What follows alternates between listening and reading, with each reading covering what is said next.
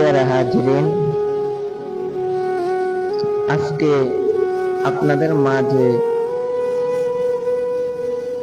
কিছু কথা বলতে চাই। সেই কথাগুলো হচ্ছে, বাগান ভাবতে অনেক কষ্ট লাগে। কেন জানেন? আমরা সেই ছোটবেলা থেকে দেখেছি আজ পর্যন্ত, এই যে 5ই মাসের আগ পর্যন্ত কখনো আমরা দেখি নাই যে এইভাবে আমাদের এই পর্যন্ত 90টা মাজার ভাঙ্গা হয়েছে, এবং কি আমাদের আজ পর্যন্ত কখনো দেখি নাই যে কবর থেকে এইভাবে হিন্দুদের মতো সারা জীবন দেখে এসেছি হিন্দুরা নাকি লাশ পোড়ায়, কিন্তু বলতে অনেক আফসোস লাগে বাজান, আজ পর্যন্ত দেখি নাই কবর থেকে মুসলমানের লাশ এইভাবে তুলে মুসলমানের বাচ্চারা এইভাবে পুড়িয়ে ফেলতে। অনেক কষ্ট লাগে এই সমস্ত কাজগুলা দেখলে।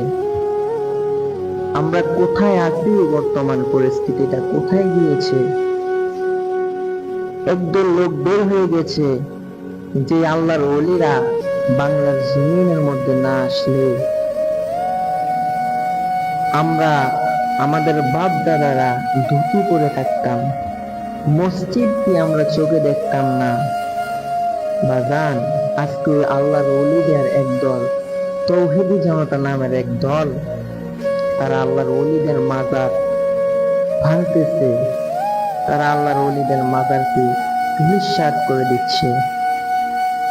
আমরা সুন্নিরা, আমরা আহলে সুন্নাত ওয়াল জামাত, আজকে আমরা মারামারি করতে পারি না বলে, আমরা আজকে রাষ্ট্রের কাছে কোনো বিচার পাই না, আমরা আজকে কাটাকাটি করতে পারি না বলে, আমরা অন্যায়ভাবে কাউকে আঘাত করতে পারি না বলে, আজকে আমরা সমাজের মধ্যে, আমরা সরকারের কাছে বিচার পাই না। আপনি দেখেন, আমাদের সুন্নি জামাতের একজন তরুণ আলেমউদ্দিন শহীদ নুরুল ইসলাম ফারুকী হুজুরকে হত্যা করেছেন। কারা হত্যা করেছেন আজ পর্যন্ত আমরা বিচার পেলাম না। কিছুদিন আগে ইমাম রইসুদ্দিনকে হত্যা করেছে, আজ পর্যন্ত আমরা সুন্নিরা বিচার পাইলাম না সরকারের কাছ থেকে। এইভাবে আমাদেরকে নির্যাতন করা হচ্ছে, এইভাবে আমাদেরকে নির্যাতন করা হচ্ছে। কিছুদিন আগে ঢাকা মিরপুরে একটা মাজার ভাঙ্গা হয়েছে, শাহ আলী বগদাদী রহমতুল্লাহ আলাইহির মাজার। তিনার মাজারের মধ্যে গিয়ে কিছু পাগলদেরকে আক্রমণ করা হয়েছে। আজকে দেখা যায় আমরা এগুলা নিয়ে প্রতিবাদ করতেছি, কিন্তু সরকার আমাদের দিকে তাকাচ্ছে না কেন? ডক্টর ইউনূসের আমলে 90টা মাজার ভাঙ্গা হয়েছে, এখন তারেকুর রহমান সাহেবের দিন এসে আমরা দেখতেছি কিছুদিন আগে ঢাকা মিরপুরে একটা মাজারের মধ্যে হামলা হয়েছে।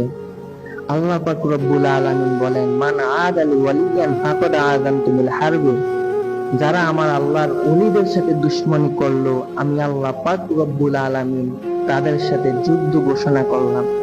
এই জন্য বাজান, আমরা মনে কষ্ট পাই না যারা আল্লাহর ওলিদেরকে এইভাবে আল্লাহর ওলিদের মাজারকে ভাঙবে, আমরা কিছুই বলবো না। আল্লাহ তো বলে দিয়েছেন আল্লাহ নিজেই যুদ্ধ ঘোষণা করবেন।